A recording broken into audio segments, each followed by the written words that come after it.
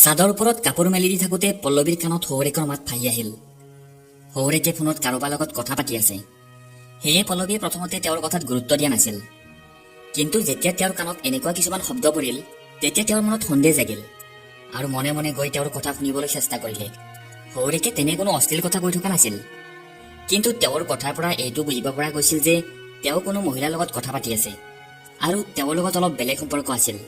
নিজৰ শহুৰেকৰ কথা শুনি পল্লৱী আচৰিত হৈ ৰল, কাৰণ তেওঁৰ দৃষ্টিত তেওঁৰ শহুৰেক এজন আদৰ্শৱান লোক আছিল। শহুৰেক আৰু শাহুমাকৰ মাজৰ সম্পৰ্কটো তেওঁলোকৰ গোটেই পৰিয়ালতে আদৰ্শ আছিল। এনেকুৱা পৰিস্থিতিত তেওঁৰ শহুৰেকে অন্য কোনো মহিলাৰ লগত সম্পৰ্ক কৰা দেখি স্তম্ভিত হৈ ৰল। তেওঁ সেই সময়ত শহুৰেকক একো নকলে, কাৰণ তেওঁ বিশ্বাসেই কৰিব পৰা নাছিল যে ইমান আদৰ্শৱান লোকেও নিজৰ পত্নীক প্ৰতাৰণা কৰিব পাৰে আৰু এই বয়সতো অন্য মহিলাৰ লগত সম্পৰ্ক ৰাখিব পাৰে।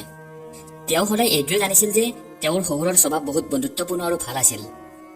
সেয়ে তাই শহুৰেকৰ এনেকুৱা কৰ্মৰ কাৰণ জানিব বিচাৰিলে। পল্লৱী তাইৰ কোঠালৈ গুচি গল আৰু অস্থিৰতাৰে ইফালে সিফালে ঘূৰিব ধৰিলে।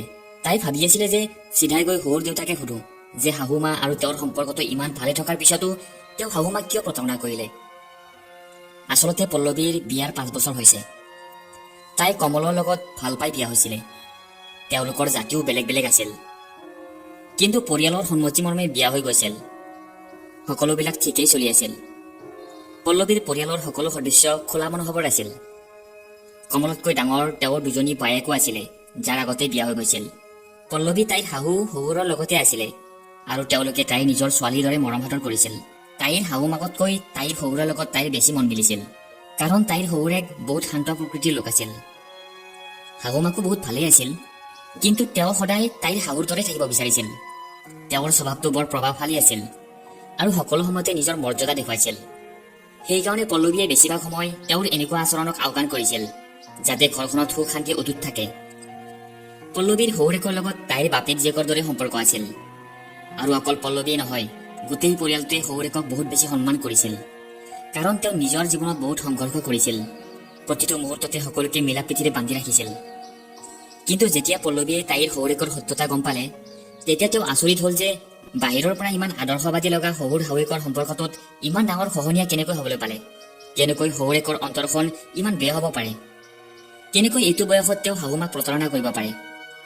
এই সকলোবিলাক প্ৰশ্নই পল্লৱীৰ মনটোক শান্তি দিয়া নাছিল। তাই ভাবিলে, যদি মই এই কথাটো আওকাণ কৰোঁ, তেন্তে মই কেতিয়াও শান্তি নাপাম। শহুৰ দেউতাক আগৰ দৰে সন্মান কেতিয়াও দিব নোৱাৰিম। শাহুমাকো এতিয়া এই কথাটো কোৱা সম্ভৱ নহয়, কাৰণ তাইৰ শাহুৱেকে এনেও সকলো সময়তে নিজক লৈ ব্যস্ত থাকে আৰু তেওঁ এতিয়া লগৰ বান্ধৱীৰ লগত বাহিৰলৈ গৈছে। সেইকাৰণে পল্লৱীয়ে চিধাই শহুৰেকৰ কোঠালৈ গল। সেইদিনা তেওঁৰ গা অলপ বেয়া আছিলে, সেইকাৰণে তেওঁ নিজৰ কোঠাতে জিৰণি লৈ আছিল। যেতিয়া পল্লৱী কোঠাত সোমালে, তেতিয়াও তেওঁ ফোনতে কথা পাতি আছিল আৰু পল্লৱীক দেখাৰ লগে লগে তেওঁ খৰধৰকৈ ফোনটো কাটি দিলে। তেতিয়াই পল্লৱীয়ে কলে, দেউতা, ফোনটো কিয় কাটি দিলে? কথা পাতক। নিজৰ মহিলা বান্ধৱীৰ লগতেতো কথা পাতি আছিলে ন? নিজৰ বোৱাৰীৰ মুখৰ পৰা এই কথা শুনি শহুৰেকে আচৰিত হৈ গল। তেওঁ শোৱাৰ পৰা উঠি বহিলে আৰু তেওঁ পল্লৱীক সুধিলে, বোৱাৰী, তুমি এইবিলাক কি কৈ আছা? পল্লৱীয়ে কলে, দেউতা, মই আপোনাৰ সকলো কথা শুনিছো। এতিয়া মোক কওক, তেওঁ কোন যাৰ কাৰণে আপুনি মাক প্ৰতাৰণা কৰি আছে? ইমানখিনি শুনাৰ লগে লগে শহুৰেকে একদম থতমত খাই গল আৰু একো কবই নোৱাৰিলে। তাৰপিছত পল্লৱীয়ে আকৌ সুধিলে, প্লিজ দেউতা, মোক কওক, তেওঁ কোন আৰু কি সম্পৰ্ক আছে আপোনালোক দুইজনৰে? আপোনাৰ কি প্ৰয়োজন অন্য মহিলাৰ লগত কথা পতাৰ বা সম্পৰ্ক ৰখাৰ? মা আৰু আপোনাৰ সম্পৰ্কটো বহুত ভালেই আছে। এই বয়সত আপুনি তেওঁক প্ৰতাৰণা কৰি আছে? পল্লৱীৰ কথা শুনি শহুৰেকে কলে, বোৱাৰী, মই তোমাৰ লগত কেতিয়াবা এনেকুৱা কথা পাতিব লাগিব বুলি ভবাই নাছিলো, কিন্তু আজি যেতিয়া তুমি গমেই পালা, তেন্তে গোটেই সত্যতাখিনি শুনা। আজি এজন পিতৃয়ে নিজৰ বেদনাৰ কথা নিজৰ জীয়ৰীক শুনাই আছে। তুমিও মাত্ৰ এজনী জীয়ৰীৰ দৃষ্টিৰে ভাবিবা। ইমানখিনি কৈ শহুৰেকে পল্লৱীক নিজৰ ব্যথাৰ কথা শুনাব ধৰিলে। তেওঁ কলে যে যেতিয়া মোৰ বিয়া হৈছিলে, তেতিয়া আমাৰ ওচৰত ইমান টকা পইচা নাছিলে, আনকি নিজৰ ঘৰো নাছিলে। ভাড়া ঘৰত থকাৰ পৰা এই ডাঙৰ ঘৰটোলৈ অহালৈকে মই বহুত কষ্ট আৰু সংঘৰ্ষত দিন অতিবাহিত কৰি আহিছো। আৰু এইটো কথা ঠিক যে এই যাত্ৰাত তোমাৰ শাহুমাও মোৰ লগত আছিলে। তেওঁ বহুত ভালো হয়, কিন্তু তেওঁৰ তাত আগৰে পৰা এটা অভাৱ আছিলে। তেওঁ মোক কেতিয়াও বুজিবলৈ চেষ্টা নকৰিলে। মোৰ মনটোক জানিবলৈ বা মোৰ বিচাৰ পৰিকল্পনাক বহি শুনিবলৈ তেওঁৰ ওচৰত কেতিয়াও সময় নাছিলে। প্ৰথমতে তেওঁক মই বহুত বুজাইছিলো যে পতি পত্নী এজনে সিজনৰ বহুত ভাল বন্ধু হ'ব পাৰে, নিজৰ দুখ ভগাব পাৰে, একেলগে বহি ইজনে সিজনৰ লগত কথা পাতিব পাৰে। কিন্তু তেওঁ প্ৰথমৰ পৰা মোৰ মনটোক আওকাণ কৰিলে, মোৰ কথা কেতিয়াও বুজিবলৈ চেষ্টা নকৰিলে। সন্ধিয়া যেতিয়া ভাগৰি জুগৰি স্বামী ঘৰলৈ উভতে, তেতিয়া সকলোৱে বিচাৰে যে তেওঁৰ পত্নীয়ে তেওঁৰ ওচৰত মৰমৰে বহি তেওঁৰ লগত মিঠা মিঠা দুই এটা কথা পাতক, তেওঁৰ মনৰ ব্যথা শুনক। কিন্তু মোৰ পত্নীয়ে কেতিয়াও তেনেকুৱা নকৰিলে। তেওঁতো কথাই প্ৰতি গৌৰৱ দেখুৱাব বিচাৰিছিল, পৰিয়ালৰ সন্মুখত নিজৰ স্বামীক তলত পেলাই কথা কৈছিল। এনে তেওঁ মোক অপমান কৰা নাছিল যদিও মোক ভালকৈ সন্মানো কৰা নাছিল। তেওঁ প্ৰথমৰ পৰা এনেকুৱা দেখাইছিল যে তেওঁ এই ঘৰৰ সৰ্বেসৰ্বা আৰু মই একো নহয়। নাজানো এয়া তেওঁৰ কেনেকুৱা স্বভাৱ। মই তেওঁক বহুতবাৰ মৰমৰে বুজাইছিলো যে এনেকুৱা নকৰিবা, মানুহে তোমাকেই পিছত হাঁহিব। কিন্তু তেওঁ বুজি নাপালে। তেওঁ সকলো সময়তে নিজকে গৌৰৱী দেখাই ভাল পাইছিল। সেইকাৰণে মই লাহে লাহে তেওঁক ক'বলৈ এৰিলো, কাৰণ বেছিকৈ ক'লে কাজিয়াহে হয় আৰু মাক দেউতাকৰ কাজিয়াৰ পৰা সন্তানৰ ওপৰত বেয়া প্ৰভাৱ পৰে। সেয়ে মনে মনে থকাটোৱেই মোৰ সকলোতকৈ ভাল বিকল্প বুলি ভাবিলো। মই গোটেই জীৱন অকল পইচা উপাৰ্জনত গুৰুত্ব দিলো আৰু সফলো হলো। কিন্তু যিমানেই পইচা আহিবলৈ ধৰিলে তোমাৰ শাহুমাৰ চখো বাঢ়ি গৈ থাকিল। তেওঁ ক্লাব জইন কৰিলে, নতুন নতুন বান্ধৱী বনালে। ঘূৰা ফুৰা, পিকনিক, পাৰ্টি এই সকলোবিলাকে তেওঁৰ জীৱনৰ গুৰুত্বপূৰ্ণ অংশ হৈ গ'ল। ইমান অবাবত পইচা খৰচ কৰাটো মই ভাল পোৱা নাছিলো, কিন্তু কৰো কি, কাক কওঁ? লাহে লাহে মোৰ মনটোৱে অকলশৰীয়া অনুভৱ কৰিবলৈ ধৰিলে। আমাৰ দুয়োৰে মাজত বহুত দূৰত্ব আহি গ'ল, যিটো তেওঁ কেতিয়াও অনুভৱেই নকৰিলে। মাজনী, যেতিয়া মানুহে বুজাবুজিৰ মাজেৰে চলি থাকে আৰু তেতিয়া যদি তেওঁ কিবা বিকল্প বিচাৰি পায়, তেতিয়া তেওঁ দুৰ্বল হৈ যায়। মোৰ লগতো তেনেকুৱাই হ'ল। ময়ো বুজাবুজিৰ জীৱন কটাইছিলো, কিন্তু মই এই মহিলা বান্ধৱীৰ ৰূপত এটা বিকল্প পাই গলো, যাৰ লগত মই নিজৰ দুখ সুখ ভগাব পাৰিছিলো। তেওঁৰ লগতো এইটোৱে হৈছিল যিটো মোৰ লগত হৈছিল। তেওঁকো তেওঁৰ স্বামীয়ে অৱহেলা কৰিছিল। মোৰ দৰে তেওঁ নিজৰ সকলো দুখ বেদনা মোৰ লগত ভাগ বতৰা কৰি আছিল। মোৰ তেওঁৰ লগত কোনো অবৈধ সম্পৰ্ক নাই।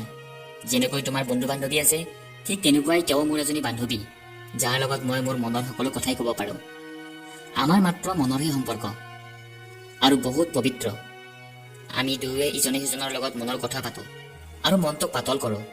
আমি কাৰো একো লোকচান নাই কৰা আৰু কাৰো অন্যায়ো কৰা নাই। মই তেওঁৰ লগত কথা পাতি শান্তি পাওঁ। যিটো কথা তোমাৰ শাহুৱে আজিলৈকে বুজি নাপালে, সেয়া তেওঁ বুজি পায়। ইমানেই মোৰ ভুল। এতিয়া তুমি মোক যি শাস্তি দিব বিচাৰা দিব পাৰা। নিজৰ শহুৰৰ গোটেই জীৱন কাহিনী শুনাৰ পিছত পল্লৱীয়ে মুখেৰে একো মাতিব পৰা নাছিল। তাইৰ যেন চকু মেল খাই গ'ল, কাৰণ আজি তেওঁ শহুৰৰ জৰিয়তে জীৱনৰ সিটো ফালো দেখা পালে। আজি তেওঁৰ কথাই তাইক জীৱনৰ সত্যতা অৱগত কৰালে।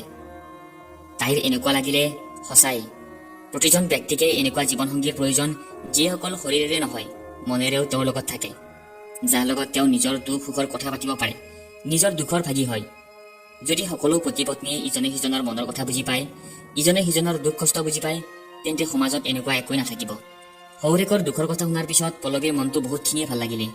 আৰু আজি তাই মনে মনে এটা কথা শিকিছিল যে তেওঁ সদায় নিজৰ স্বামীৰ লগত এজনী ভাল বান্ধৱী হৈ থাকিব, যাতে তেওঁৰ বাহিৰত আন কাৰো সংগৰ দৰকাৰ নহয়। ইফালে শহুৰেকে এইটোলৈ বাট চাই আছিলে যে তেওঁৰ বোৱাৰীকে বা কি কয়। কিন্তু পল্লৱীৰ অন্তৰৰ পৰা শহুৰেকৰ কথাটো ঠিকে লাগিল। কিন্তু তেওঁৰ শাহুমাকলৈ চিন্তা হ'ল যে যদি তেওঁ এই বন্ধুত্বৰ কথা গম পায়, তেন্তে তেওঁৰ কি অৱস্থা হ'ব। তেওঁ একো বুজি নাপাব আৰু তেওঁৰ অন্তৰ ভাগি পৰিব। সেইকাৰণে তেওঁ নিজৰ শহুৰেকক কঠোৰ স্বৰেৰে ক'লে, দেউতা, আপুনি সকলো ভালকৈ বুজি পায়। মই আপোনাক বেছি একো নকওঁ। ইমানখিনিয়ে ক'ম যে বহুত হ'ল, এতিয়া এৰি দিয়ক। মানিছো আপোনালোকৰ সম্পৰ্ক বহুত পবিত্ৰ, কিন্তু যদি কোনোবাই গম পায়, তেন্তে কোনেও এইটো পবিত্ৰ বুলি নাভাবে। সেইকাৰণে এতিয়া এই বন্ধুত্বৰ ইমানতে অন্ত কৰক। আৰু ইমানখিনি কৈ পল্লৱী কোঠাৰ পৰা বাহিৰলৈ গ'ল। বন্ধু বান্ধৱীসকল, কাহিনীটো কেনেকুৱা পালে কমেণ্ট কৰি জনাব। ভাল লাগিলে লাইক কৰি সকলোকে শ্বেয়াৰ কৰিব আৰু চেনেলটো প্লিজ ছাবস্ক্ৰাইব কৰি দিব। ধন্যবাদ।